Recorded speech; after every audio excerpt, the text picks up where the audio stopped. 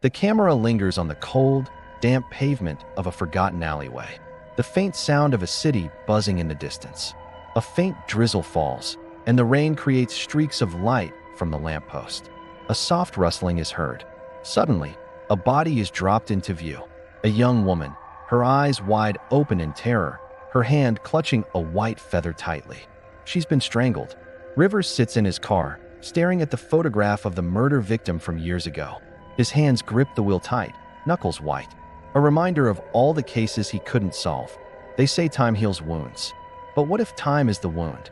He sighs, wipes his face, and steps out of the car.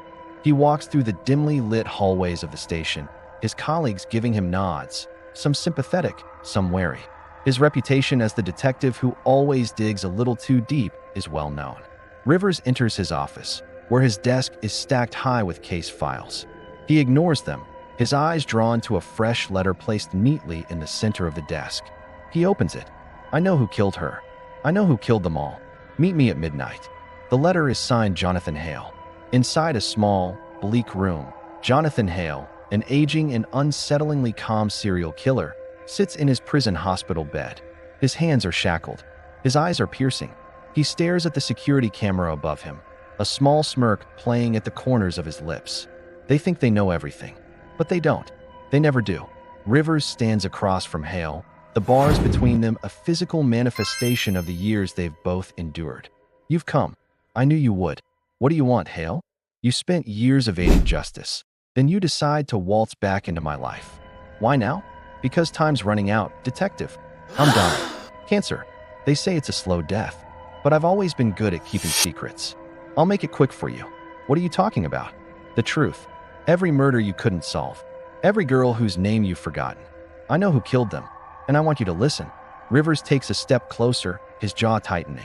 If this is some sick game, Hale, you'll regret it. Oh, it's no game. But maybe. I'll make it more interesting. You have 3 days. I'll tell you everything. But first, you need to listen to me. No interruptions. Pauses, then slowly nods. Go on. Leans forward, his voice drops lower, more intense. I know you, Rivers. I know the man who hides behind that badge.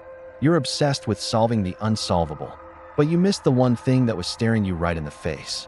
You. Rivers stiffens. Find the key, Rivers. Find the connection, and you'll understand everything.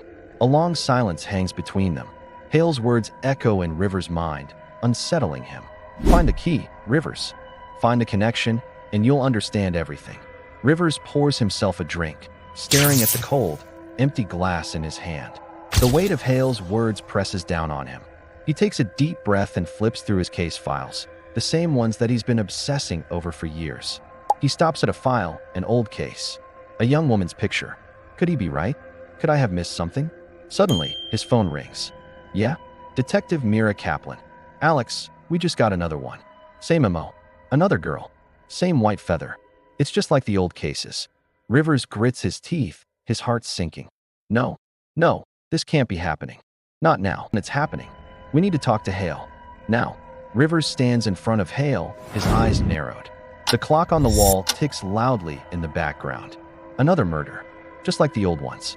This isn't over, is it? No, detective. It's never over. You think you've solved me? Think again. You'll have to make a choice, Rivers. I can help you stop this, but it's not just about finding a killer anymore. It's about finding yourself. What's that supposed to mean? You've spent your whole life chasing ghosts, but you're the one who's haunted, not them. You. A long silence hangs between them. Hale's words continue to echo in Rivers' mind, unsettling him. He steps forward. You'll figure it out, but you have to choose. The truth or the lie.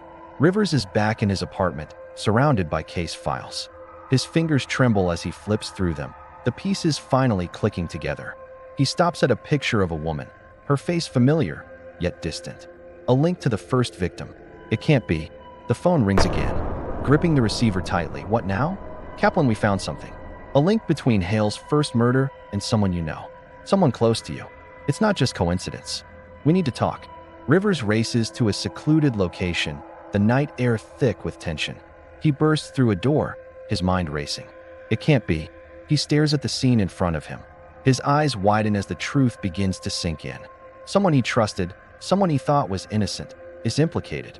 Suddenly, Rivers is hit with the reality of the situation. This is no longer just about solving a case. It's about redemption, and the price of truth may cost him everything. Rivers stands across from Hale, finally seeing him in a new light. The man he's been chasing for years, but now, the face of his past haunts him. The room feels colder. The confession Hale promised is now a burden Rivers isn't sure he can bear. You think you've got it figured out? You still don't know the full truth, Rivers. Rivers takes a shaky breath, but before he can react, Hale drops one final bombshell. It was you all along. You're the one who made me. You gave me the key. The camera zooms in on Rivers' face, his eyes wide with disbelief, as everything he thought he knew shatters in an instant. To be continued.